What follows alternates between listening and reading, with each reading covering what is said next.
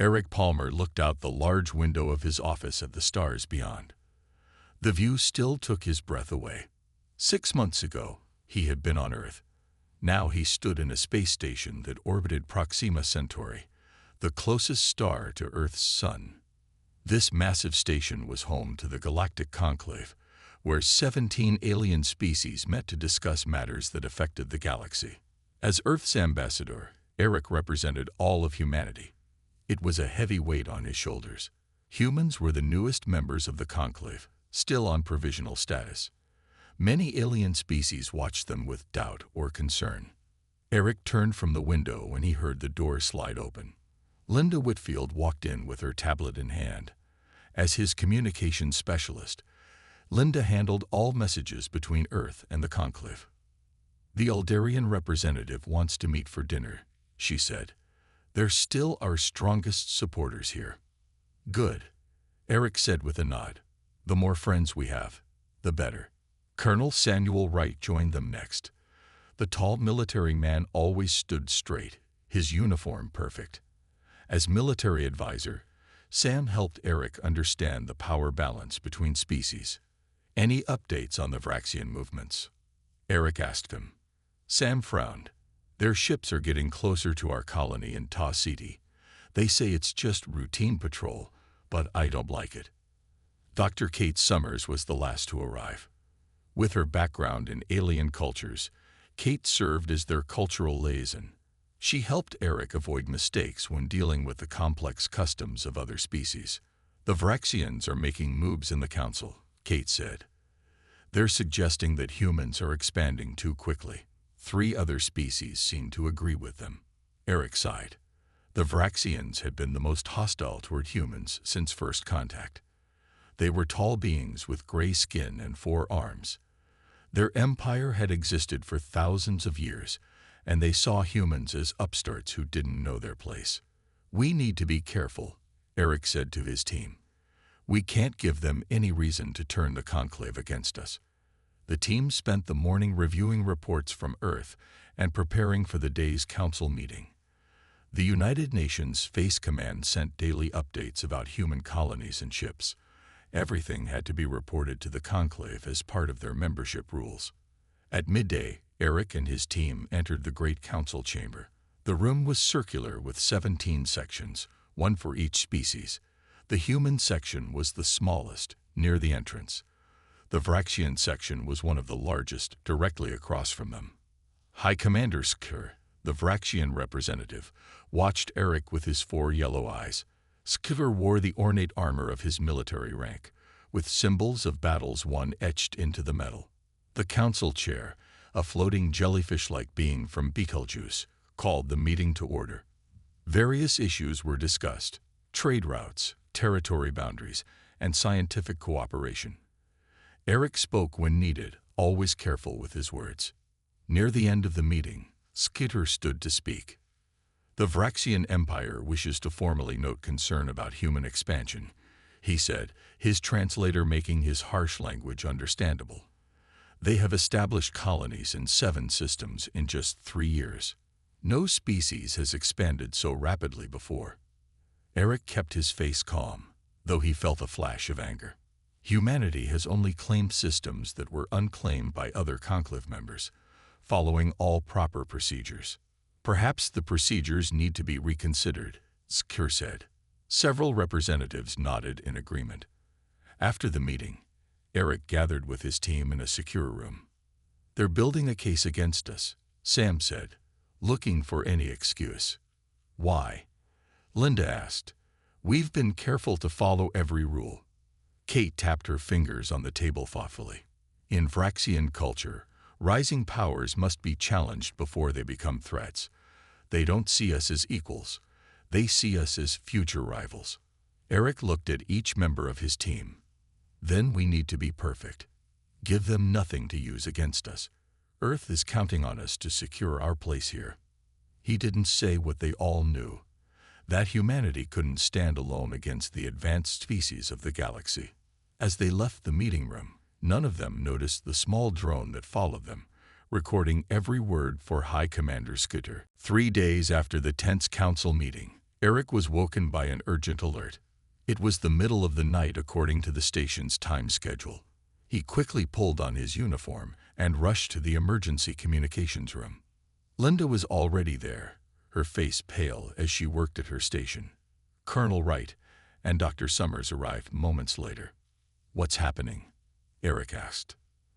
"Distress signal from Ta City E, our research colony," Linda said, her voice tight with worry. "The U.S. Horizon sent it about 20 minutes ago." She brought up the message on the main screen. The face of Captain Alan Morris appeared, smoke filling the bridge behind him. His forehead was bleeding. "This is Captain Morris of the U.S. Horizon," he said, his voice breaking up. "We are under attack by multiple vessels of Braxian design. They came without warning. The colony has taken heavy damage.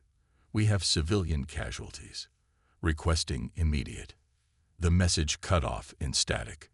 Eric felt his blood run cold. "Any response from the colony since then?" "Nothing," Linda said.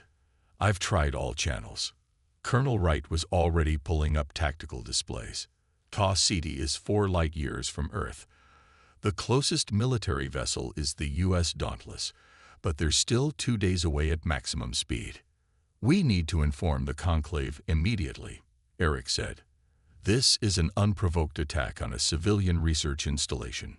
Within an hour, an emergency session of the Conclave Council was called. Many representatives appeared via hologram, not having time to arrive in person.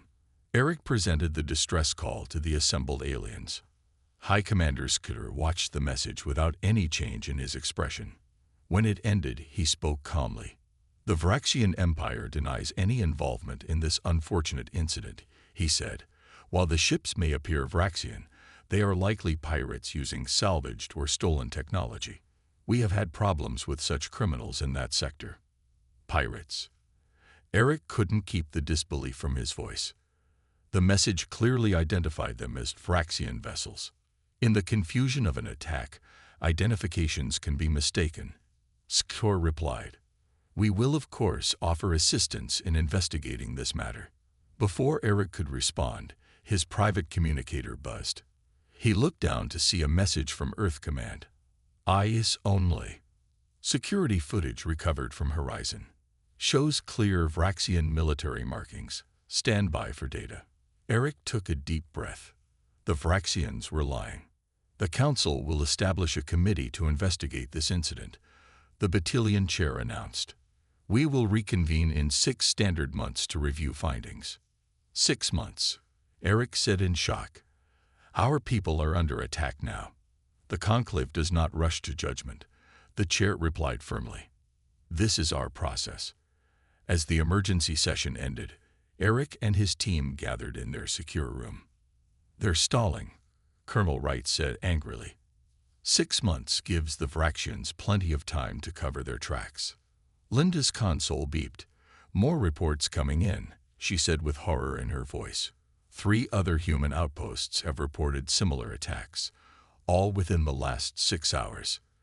Dr. Summers looked up from her datapad. "I've been reviewing Vraxian military history. This matches their standard pattern when starting a campaign of expansion. Small, coordinated strikes to test defenses before a larger invasion." Eric paced the room. "We need to get the security footage from the Horizon to the Council. Force them to acknowledge this wasn't pirates. Even with proof, they'll drag their feet," Sam said. "The Conclave has always been slow to act against one of its founding members." Eric's communicator beeped again. This time, it was a message from the Eldarian representative. "Meet me in the garden level. Urgent. Come alone. I need to meet someone," Eric told his team. "Keep analyzing the incoming data. We need to build our case." In the peaceful garden level of the station, Eric found the Eldarian waiting. The gentle, 4-armed being looked around nervously before speaking. "Ambassador Palmer, my government wishes you to know that we believe the Vraxian claims are false," the Eldarian whispered. "We have suffered similar pirate attacks in the past.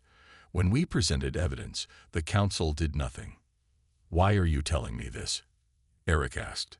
Because several species fear the Vraxians but won't speak openly against them. If humans stand up, others might join you. The Aldarian looked around again. But be careful. The Vraxians have superior weapons technology. They do not fear Earth's military. As the Aldarian hurried away, Eric stood alone among the alien plants, realizing that the situation was far worse than he had imagined. The next morning, Eric arrived at his office to find a data packet from Earth. It contained security footage from the U.S. Horizon's external cameras. The images were clear. Vraxian military vessels with official markings attacking the human research ship and colony. There was no mistaking the Imperial crest on their hulls. "This is the proof we need," Eric said to his team. "I'll present this to the full council today." "They've called for a 6-month investigation," Linda reminded him. "Will they even agree to see this?" "They have to," Eric replied. "More human lives are at stake every hour we wait." Colonel Wright looked grim. "Earth Command reports the attacks have stopped for now, but Vraxian ships have been spotted near Epsilon Eridani. That's our largest off-world colony." Eric requested an urgent meeting with the council chair. To his surprise, the request was granted immediately. 2 hours later, he stood in the great council chamber again. Only 7 representatives were physically present, including Skitter. The others joined by hologram. Ambassador Palmer, the battalion chair, said, "You claim to have new evidence regarding the incidents at human outposts." "I do," Eric said. He transmitted the security footage to the council's displays. The images played in silence. Vraxian warships firing on the colony and the U.S. horizon. The Imperial markings clearly visible. When the footage ended, Eric spoke firmly. "As you can see, these were not pirates. These were official Vraxian military vessels attacking a peaceful research colony." Skitter did not appear concerned. "This footage could easily be altered," he said. "Humans have advanced digital manipulation technology." "This footage has been verified by multiple sources," Eric countered. "I request immediate sanctions against the Vraxian Empire and protection for human colonies." The council room buzzed with private conversations. Finally, the chair spoke. "The council acknowledges receipt of this evidence. It will be included in the investigation. Until the committee completes its work in 6 months, no action will be taken." 6 months is too long, Eric argued. Human settlements remain vulnerable to further attacks. The conclave does not rush to judgment. The chair repeated the same words from yesterday. "This is our process." After the meeting, Eric was approached by representatives from 3 other species, the Aldarians, the bird-like Corvani, and the silicon-based Lithari. They spoke to him in a quiet corner of the corridor. "We believe your evidence," the Corvani representative said softly. "The Vraxians have done this before." "Why won't you say this in the council?" Eric asked. "The Vraxians would retaliate against our worlds," the Lithari explained. "They are too powerful to challenge openly." "But they must be stopped," Eric insisted. "If they attack your worlds next, the council will do nothing then either." "This is why we speak to you now," the Aldarian said. "Humans are different. You have a reputation for standing against greater powers. A reputation based on your own history," the Corvani added. "We have studied your people. You have faced impossible odds before and prevailed." Eric returned to his team's quarters, troubled by the conversation. As he entered, Colonel Wright was receiving a secure transmission from Earth. "Ambassador," a grim-faced general said from the screen, "we've intercepted Vraxian communications. They're planning a major strike against Epsilon Eridani B. Over 40,000 colonists are at risk." "When?" Eric asked. "Intelligence suggests within 1 Earth week. We're mobilizing every available ship, but most are too far away to reach the colony in time." After the call ended, Dr. Summers spoke quietly. "The Vraxians are testing us. They want to see how we respond to these attacks before committing their main fleet." "And the conclave will do nothing," Linda added bitterly. Eric looked at each member of his team. Then we need to give the Vraxians a response they don't expect. I need to speak with Earth's leadership immediately. We may have to take matters into our own hands. That could violate our provisional membership agreement, Kate warned. What good is membership in a group that won't protect its members? Sam asked. Eric stared out at the stars visible through the window. Somewhere out there, human colonies were preparing for an attack while the conclave debated. He had been sent here to secure humanity's place among the stars through diplomacy. Now he wondered if that had been a mistake. Eric had just finished a secure call with Earth's leadership when an alert sounded throughout the conclave station. All representatives were summoned to the council chamber immediately. What now? Linda asked as they hurried through the corridors. When they arrived, the chamber was already full. High Commander Skitter stood at the center of the room, his forearms held wide in a formal Vraxian posture. The council chair floated above his normal position, tentacles extended in what Eric had learned was a sign of concern.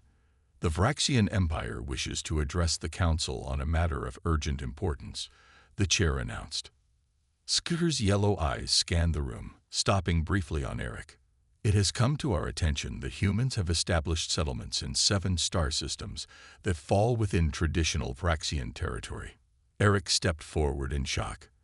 That's not true. All human colonies were established in unclaimed systems. Unclaimed in your records, perhaps, Skitter said. But these systems have been part of Vraxian space for generations. We simply had not registered them with the conclave yet. Colonel Wright whispered to Eric. They've never mentioned these claims before. This is completely new. Skitter continued. The Vraxian Empire demands that all human presence be removed from these systems within 1 standard Earth week. Any human installations remaining after this time will be considered illegal trespassers. The chamber erupted in murmurs. Eric could hardly believe what he was hearing. This is an ultimatum, he said loudly, and a transparent attempt to claim systems after the fact. The council chair waved his tentacles for silence. The conclave recognizes that there appears to be a territorial dispute. We suggest that humans comply with the Vraxian request while negotiations continue. Comply? Eric was stunned. You're asking us to abandon 7 colonies with millions of people. Temporary relocation while the matter is resolved, the chair clarified. The safety of all species is our primary concern. Eric looked around the chamber. Many representatives avoided his gaze. Only the Aldarians, Corvani, and Lithuri showed any sign of sympathy. I need to consult with my government, Eric said firmly. Back in the secure communications room, Eric connected with Earth President Diana Taylor. Her face showed the strain of the crisis. They want us to abandon 7 systems, she asked after hearing his report, including Epsilon Eridani. Yes, Madam President, and they've given us 1 week. The conclave is suggesting we comply. President Taylor shook her head. That's impossible. Epsilon Eridani alone has over 40,000 colonists, not to mention the mining operations in the Ta Ceti system that supply 15% of Earth's rare metals. I believe it's a pretext, Eric said. They never intended for us to comply. They're creating an excuse for the attack we know they're planning. The president looked off-screen, consulting with advisors. Our military forces are mobilizing. But as you know, they won't reach the threatened systems before the Vraxian deadline. What should I tell the conclave? Eric asked. Tell them Earth rejects the Vraxian claims entirely. We will not abandon our people. Her voice was firm.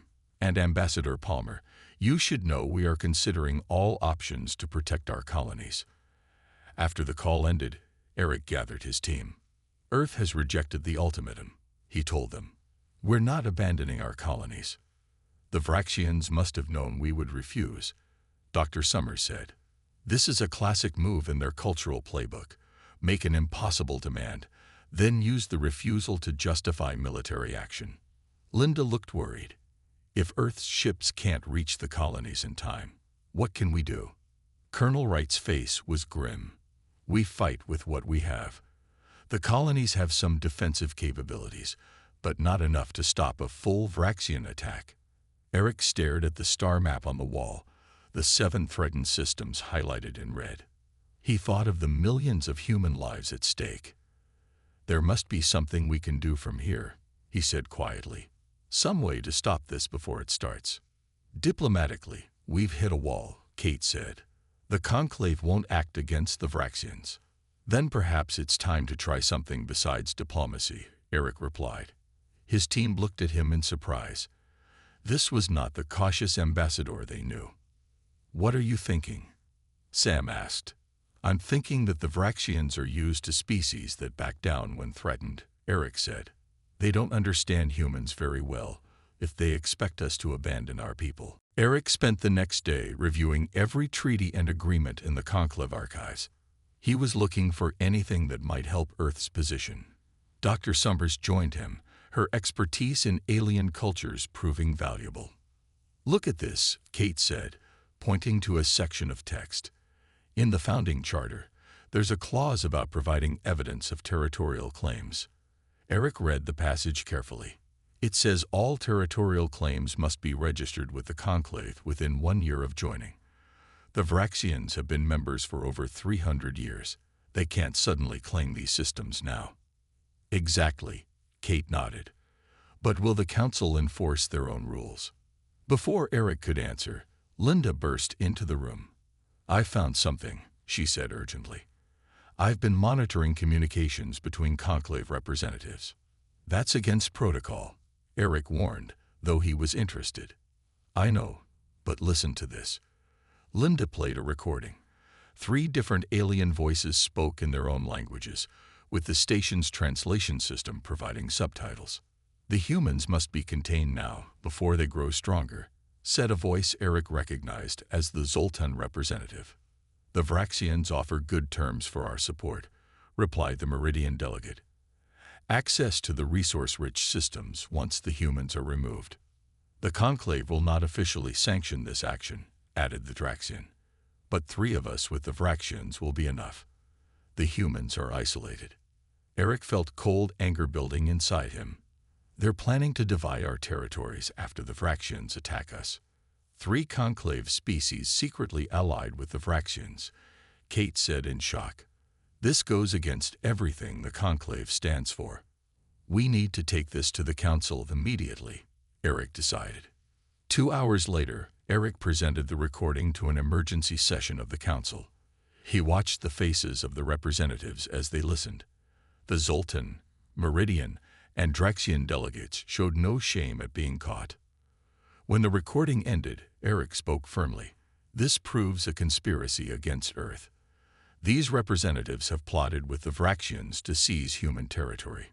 The Council chair's tentacles waved in what might have been agitation. "This recording was obtained through unauthorized surveillance, a violation of Conclave privacy protocols. Is that your only concern?" Eric asked in disbelief. "Not the plot against a Conclave member." "Ambassador Palmer," the chair replied, "your accusation is serious, but your evidence was illegally obtained.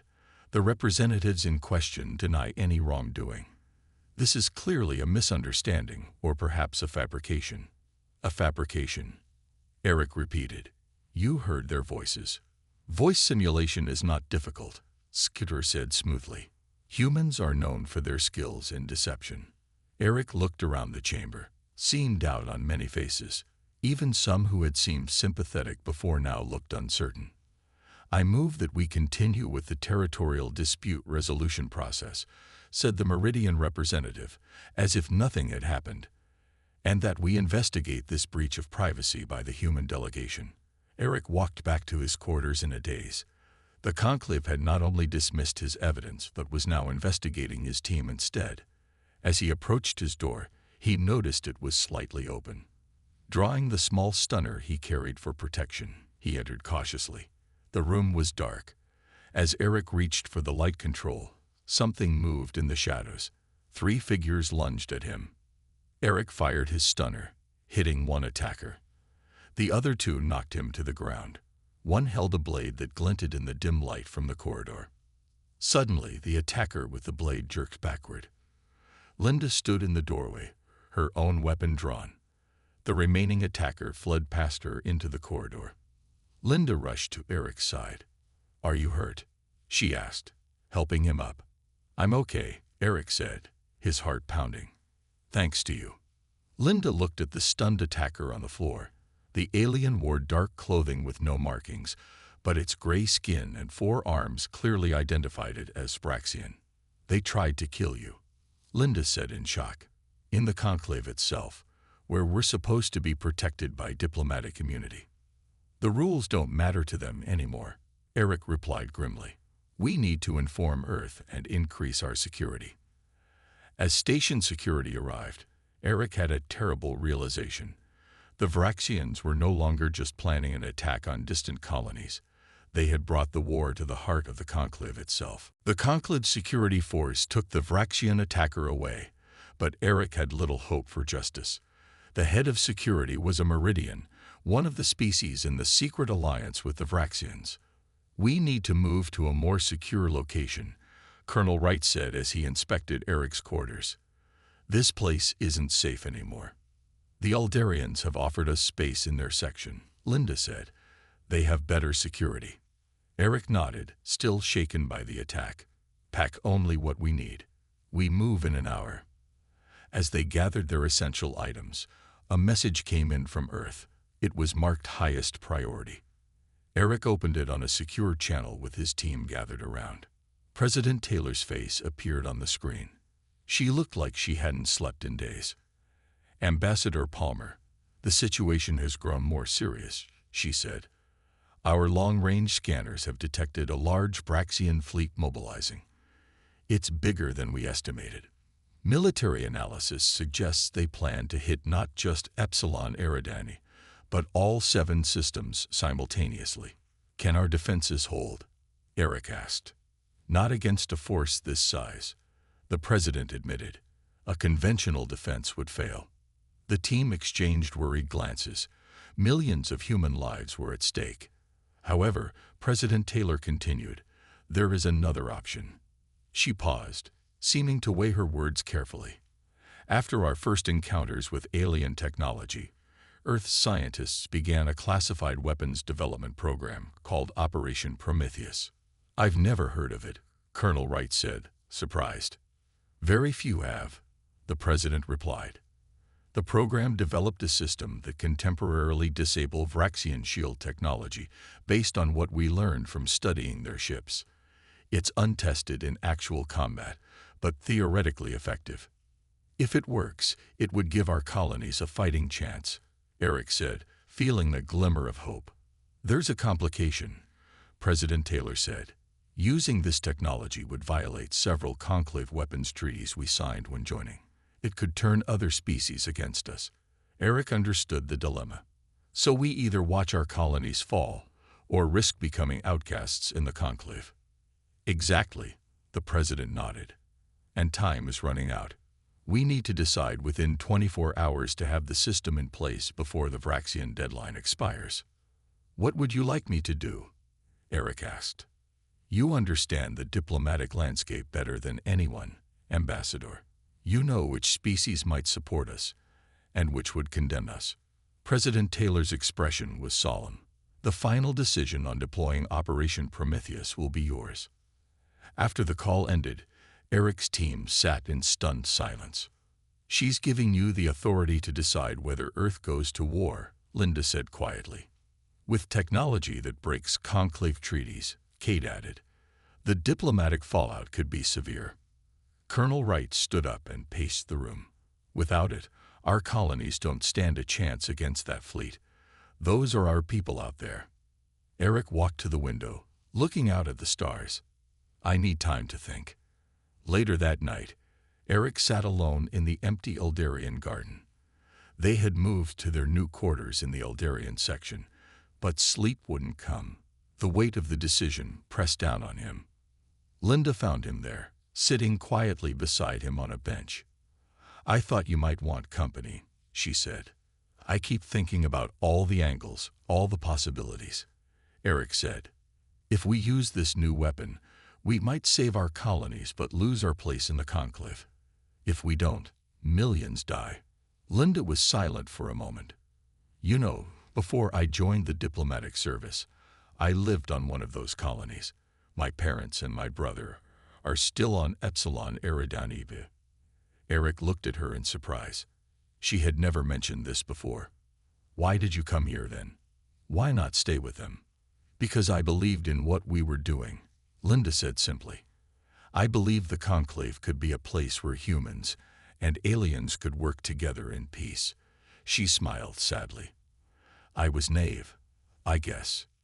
No, Eric said. That's what the conclave should be. But it's not living up to its own ideals. As they sat in the quiet garden, Eric thought about Linda's family on Epsilon Eridani, about all the colonists who trusted Earth to protect them. He thought about Linda saving his life from Praxian assassins, and about the conclave's refusal to act. By morning, Eric had made his decision. Early the next morning, Eric sent a message to President Taylor with his decision. Then he requested an emergency session of the Conclave Council. To his surprise, the request was granted for that same day. Perhaps they thought he was going to announce Earth's surrender to the Vraxian demands. Are you sure about this? Colonel Wright asked as they prepared to leave for the council chamber. I've never been more sure of anything, Eric replied. His voice was calm but determined. Earth has confirmed receipt of your decision, Linda reported. Operation Prometheus is ready for your signal. Dr. Summers handed Eric a small device. This will send the activation code when you press it. Once you do, there's no going back. Eric slipped the device into his pocket. Let's go make history. The council chamber was packed. All 17 species had representatives present, some attending in person for the first time since the crisis began. The media feeds were active, broadcasting to thousands of worlds across the galaxy. Everyone wanted to see what humans would do. High Commander Skitter sat in the Vraxian section, looking confident. The Zoltan, Meridian, and Draxian representatives sat nearby, equally smug. The Eldarians had moved their seats closer to the human section in a silent show of support. The council chair called the session to order. The conclave recognizes Ambassador Eric Palmer of Earth, who has requested this emergency session. Eric walked to the center of the chamber. He could feel all eyes on him. Thank you, Chair, he began. As you know, the Vraxian Empire has demanded that humans abandon 7 star systems within 1 Earth week. That deadline expires tomorrow. Skitor leaned forward slightly, anticipating Earth's surrender. Before I announce Earth's response, I wish to address the entire conclave about the events that have led us here, Eric continued. He recounted the unprovoked attacks on human colonies, the evidence that had been dismissed, the conspiracy between the Vraxians and 3 conclave members, and the assassination attempt in his quarters.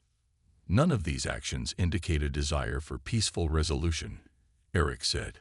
Yet through it all, Earth has followed conclave protocols. We filed complaints. We presented evidence. We requested protection for our people.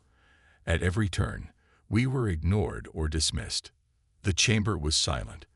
Even those who supported the Vraxians couldn't deny the truth of Eric's words. Humans came to the stars with hope, Eric said, his voice growing stronger. We dreamed of finding others to share knowledge with, to learn from, to build a peaceful future together. That's why we joined the conclave. He looked directly at Skitter. But we've learned something important in these past days. Peace is not merely the absence of war. True peace requires justice. It requires mutual respect. And sometimes, it requires the courage to stand against those who would destroy it. Eric took a deep breath. This was the moment that would change everything. Therefore, as Earth's ambassador to the conclave, I am authorized to make the following statement.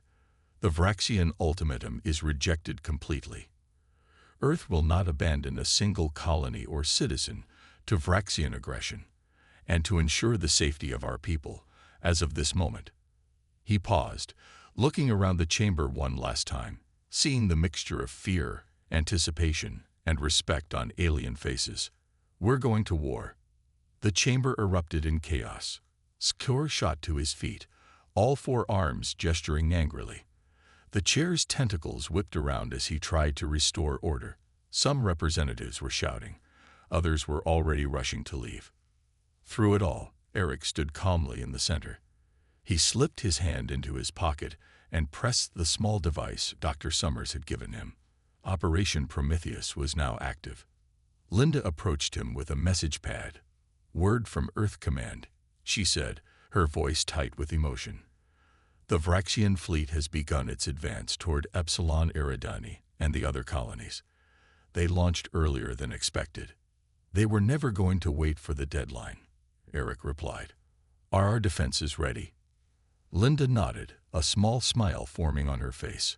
"Operation Prometheus is fully deployed. All 7 systems report that Vraxian shields are failing. Our ships are engaging." For the first time in days, Eric felt hope. Humanity would not fall quietly. Whatever happened next, the galaxy would remember the day humans stood their ground. The hours after Eric's declaration were filled with frantic activity.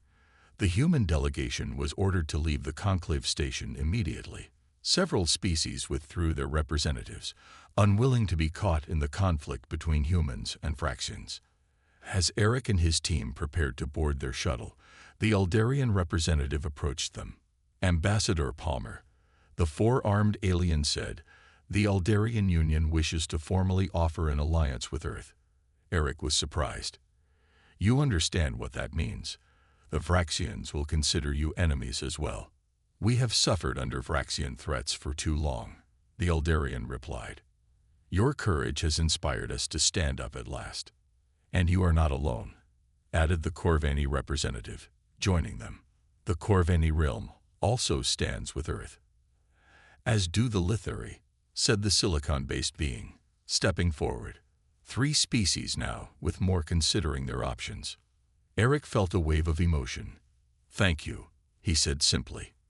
"Earth welcomes your friendship."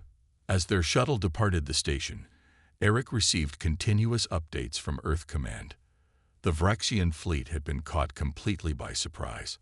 Operation Prometheus had disabled their shield systems, leaving their ships vulnerable to Earth's defenses. The colonies at Epsilon Eridani and Ta Siti had already repelled the initial attacks. "It's working better than we hoped," Colonel Wright said as he reviewed the tactical data. "The Vraxians never expected us to have this technology." "What about the allies who joined the Vraxians?" Dr. Summers asked. "The Zoltans and Meridians have recalled their ships," Linda reported. "Only the Draxians are still fighting alongside the Vraxians, and they're taking heavy losses." 6 months later, Eric stood in a different council chamber. The newly formed Galactic Alliance had replaced the ineffective Conclave. 7 species had joined with Earth, with 5 more applying for membership. The Vraxian Empire had been forced to sign a peace treaty after suffering defeats in multiple systems. High Commander Skir was gone, replaced by a new Vraxian representative who spoke of cooperation rather than conquest. The former allies of the Vraxians had been sanctioned, their territories reduced as punishment for their secret plotting. Ambassador Palmer called the Eldarian who now served as the Alliance chair. "Would you like to address the council?" Eric walked to the center of the chamber, remembering the last time he had stood in such a place to declare war. Today, his message was different. "The Galactic Alliance represents a new beginning," he said, "one built on mutual respect and actual protection for its members. Earth is proud to be a founding member." He looked around at the alien representatives, seeing respect in their eyes where once there had been dismissal or fear. 6 months ago, I stood before the Conclave and chose war when all diplomatic options had failed. Today, I am pleased to announce that Earth has been granted full membership status in our new alliance, no longer provisional or probationary." Applause filled the chamber. Even the new Vraxian representative joined in, though somewhat reluctantly. Later, as Eric and his team returned to their quarters, Linda handed him a message from Earth. "President Taylor has approved your request," she said with a smile. "You're being reassigned." Eric nodded, relief washing over him. After 6 intense months of helping to form the new alliance, he was ready for a change. "Will you return to Earth?" Dr. Summers asked. "No," Eric replied. "I've accepted a teaching position at the new Diplomatic Academy on Epsilon Eridanib. I want to help train the next generation of human and alien diplomats." Colonel Wright laughed. "Teaching young diplomats when to talk and when to fight." "Something like that." Eric smiled. "The galaxy needs to understand that humans always prefer peace, but if forced to war, we will not hesitate." As they looked out at the stars from their viewport, Eric thought about the journey that had brought them here. From hopeful newcomers to the Conclave, to warriors defending their colonies, to respected founders of a new galactic order. The path had not been easy, but humanity had earned its place among the stars, not through blind compliance or weakness, disguised as diplomacy, but through the courage to stand up for what was right, even against overwhelming odds. It was a lesson the galaxy would not soon forget.